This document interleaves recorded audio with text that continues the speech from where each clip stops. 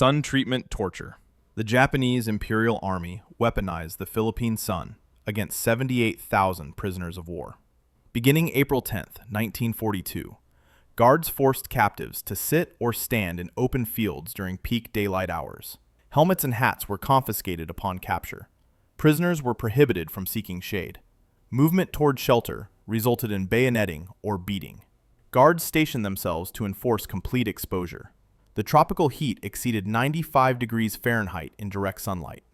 Mass heat stroke occurred within hours of forced exposure. Prisoners experienced hallucinations and disorientation, classified as sun madness.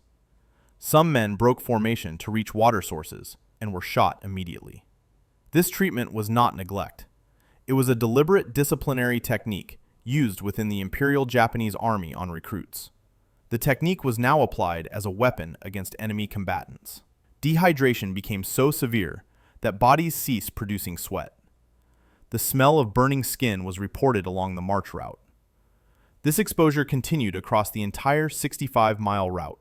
It contributed to 500 to 1,000 American deaths and 2,500 to 10,000 Filipino deaths during the march. Water denial and roadside shootings.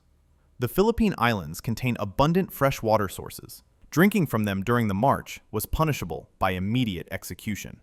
Guards forced prisoners to march past artesian wells and hand pumps. Breaking formation to drink resulted in shooting or beheading on the spot. Some guards allowed prisoners to approach water sources before firing. This served as psychological torture in addition to physical deprivation. Prisoners unable to access clean water drank from carabao wallows.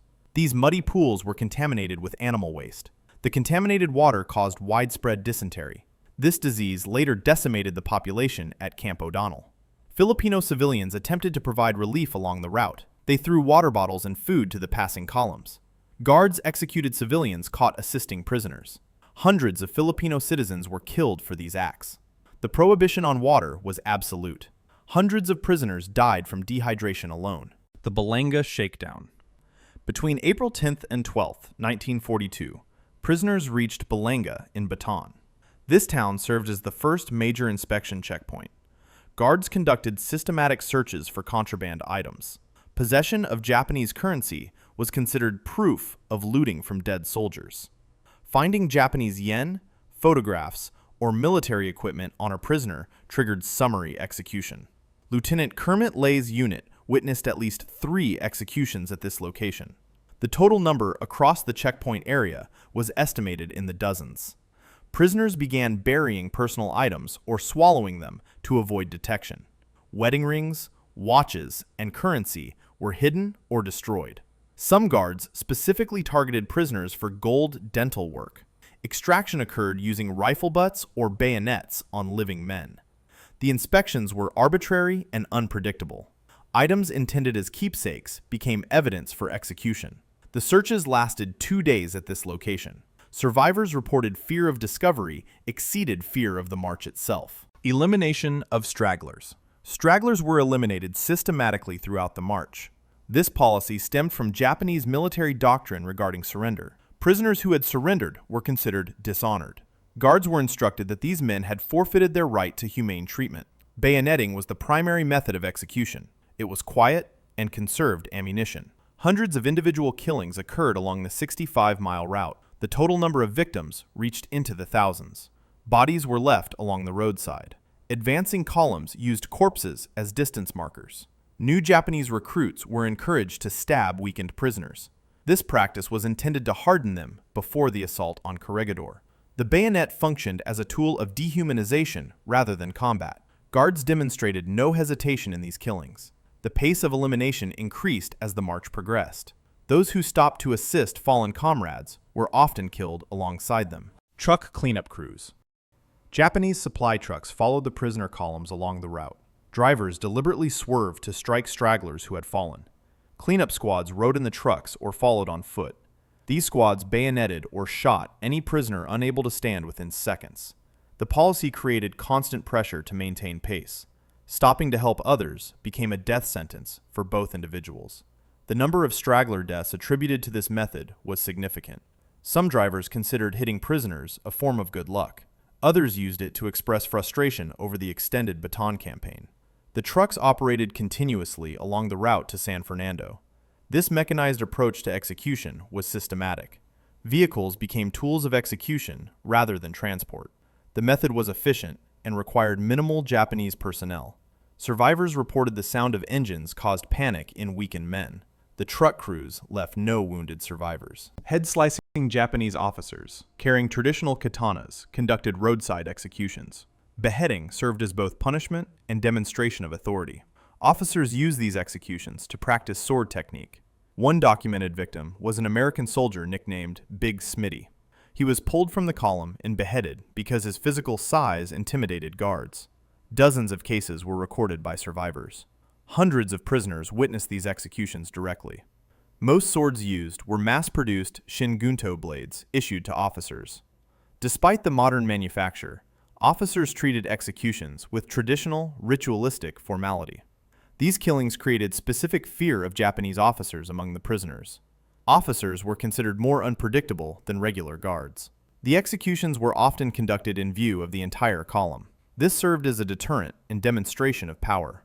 The method contrasted sharply with the utilitarian bayonet killings. Beheadings occurred throughout the march route. The practice continued until prisoners reached the rail station at San Fernando. Pantigan River Massacre. On April 12, 1942, an organized mass execution occurred at Pantigan River. The location was along the Pilar Bagak Road in Bataan. Colonel Masanobu Tsuji of the 122nd Regiment issued a secret order. The order directed the execution of Filipino officers and non-commissioned officers. General Homa had previously ordered humane treatment of prisoners. Tsuji bypassed this directive by claiming the emperor demanded execution. The targeted prisoners came from the 1st, 11th, 71st, and 91st Philippine Divisions. Between 350 and 400 officers and NCOs were separated from the main column. They were bound with telephone wire in a hog-tied position. Colonel Takeo Imai refused to carry out the order. He successfully protected his group of prisoners. Other officers under Tsuji's command complied. The executions were conducted in an assembly line manner. Only a handful of men survived by feigning death among the corpses. Manuel Yan was among the survivors who later provided testimony. The massacre targeted the Filipino military leadership specifically. Japanese command feared these officers would organize guerrilla resistance.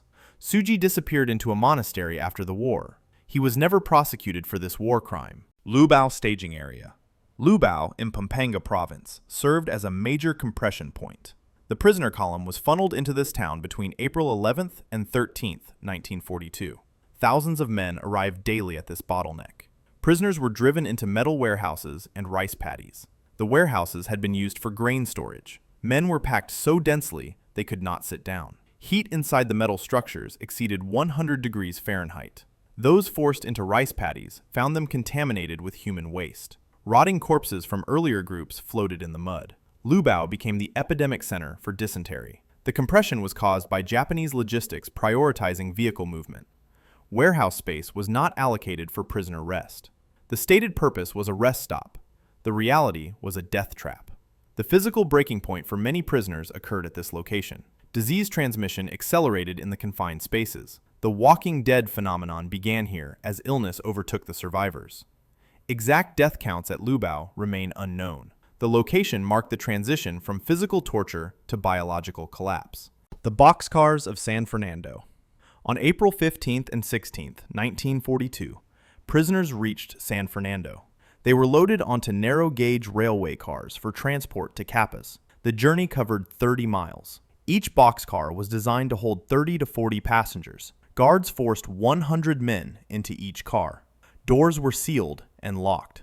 The cars sat in the sun before departure. Interior temperatures became extreme. Men could not sit or fall due to compression. Many died standing upright, held in place by the living. The floors were covered in liquid waste from dysentery. Ventilation was minimal. Men suffocated from fumes and oxygen deprivation. The journey took several hours. Upon arrival at Capas, survivors were too weak to exit unassisted. They required help to disembark for the final 9-mile walk to Camp O'Donnell. The boxcars were referred to as ovens by survivors. This represented the final concentrated death event of the march. Hundreds died in this final stage after surviving 65 miles on foot. The civilian sacrifice. Thousands of Filipino civilians risked execution to assist prisoners. They gathered along roadsides in towns including Bacolor, Guagua, and Lubao. Assistance came in the form of sugarcane, rice wrapped in banana leaves, and water bottles. These items were thrown into the moving columns. Guards executed civilians caught providing aid.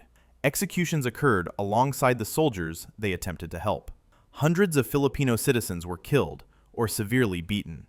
Children were sometimes used to deliver water.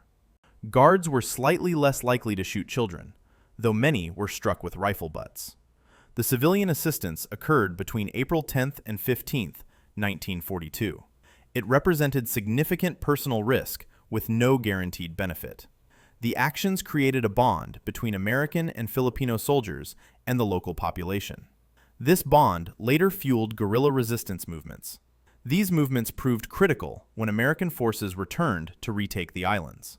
The civilian participation demonstrated organized resistance despite Japanese occupation. It occurred in full view of armed guards. The assistance continued throughout the march despite escalating reprisals. This constituted a third front in the march beyond guards and prisoners.